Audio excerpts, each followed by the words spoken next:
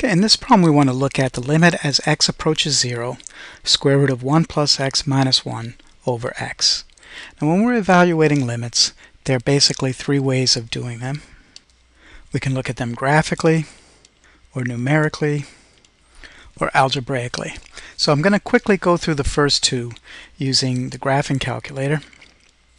And so I put in the expression, parentheses, square root of 1 plus x minus 1, close parentheses, all over x.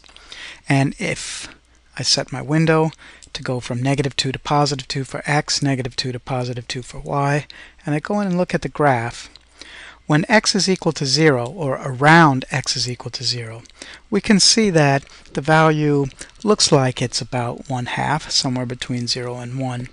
If we actually went in and did a value using second trace and put in x equals 0, we'd see that the function is undefined, and we could have seen that by just plugging in x equals 0 into the original expression, right?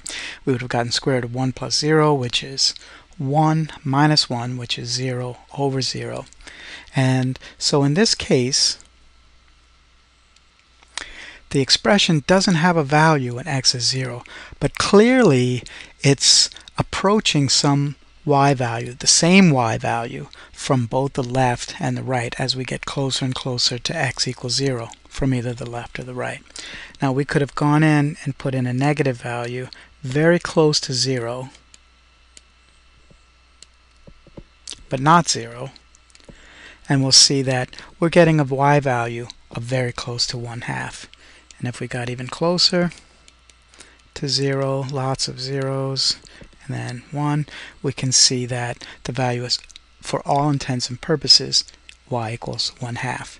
And the same thing would happen as we approach from the right, 0.00000001, we get a half. So the limit is definitely a half, and we've shown that using a graphical method.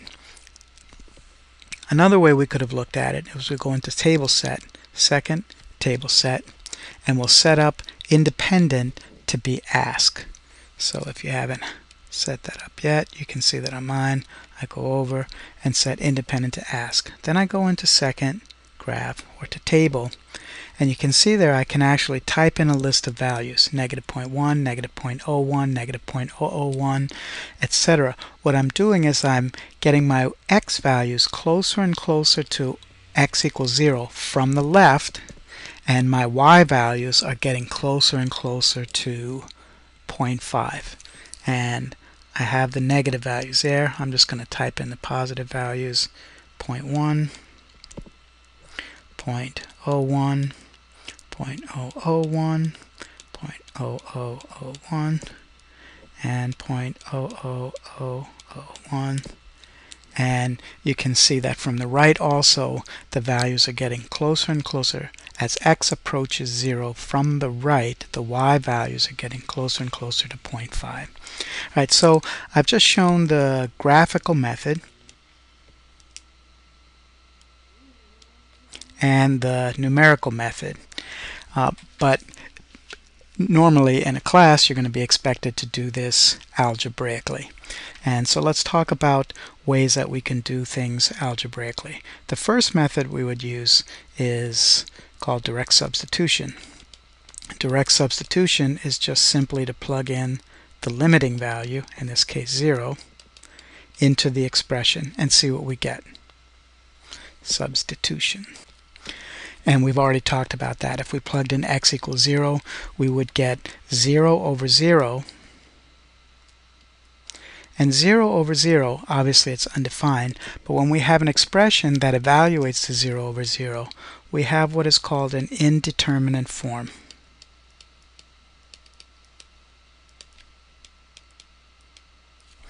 And all that means is that we don't know. We don't know what the limit is.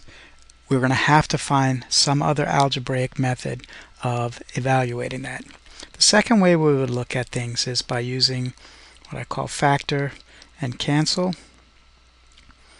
Look at the numerator, try to factor it. Look at the denominator, try to factor it. But there's nothing to factor in the numerator or in the denominator.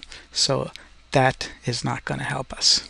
The third method that I would use is simplifying fractions. If we have a complex fraction, then we might be able to simplify that and work it down so that we could see what the limit is. But we don't have a complex fraction here. There's nothing that I can really do with that.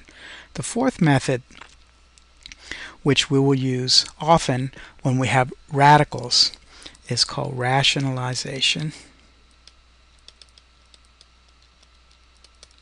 Sometimes also called the conjugate method. And if you recall from Algebra 2, one way we simplified radical expressions was to use the conjugate of it, to multiply it, because that turns out to be a difference of two squares. And I'll show you that coming up here. So what we're going to do is take limit as x approaches 0, square root of 1 plus x minus 1 over x, multiply that by the conjugate of the radical expression, which is square root of 1 plus x plus 1. We're going to do top and bottom, numerator and denominator by that. And when we do, the numerator is now going to be a difference of two squares. Just like x plus 1 times x minus 1 becomes x squared minus 1. It's first term squared minus second term squared. So we have limit as x approaches 0 of 1 plus x, first term squared, minus 1, second term squared, and the denominator is x times the quantity, square root of 1 plus x plus 1. The numerator, you can see there, is going to simplify down to just x. We also have an x in the denominator, so those x's will be able to cancel. We have a factor of x in the denominator, so those x's will be able to cancel. And we're going to be left with limit as x approaches 0 of 1 over square root of 1 plus x plus 1 now. Now we go back to direct substitution, plug in x equals 0. In the denominator, we're going to get square root of 1, which is 1, plus 1 is 2, and we end up with 1/2, which is 0.5, which we showed using the numerical method and the graphical method on the graphing calculator. So hopefully that helps, and we'll go on to a different problem.